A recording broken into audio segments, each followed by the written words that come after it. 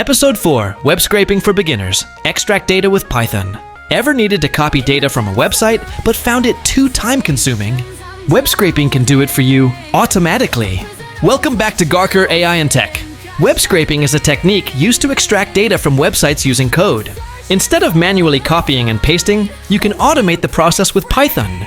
Whether it's collecting product prices, stock market data, or news articles, web scraping can save hours of work. In this episode, we'll introduce BeautifulSoup and Selenium, two powerful tools for web scraping. You'll learn 1. How to install Python and the required libraries.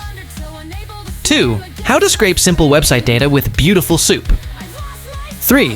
How to extract dynamic content using Selenium. By the end of this episode, you'll be able to write a basic web scraper and start automating data collection. Let's dive in.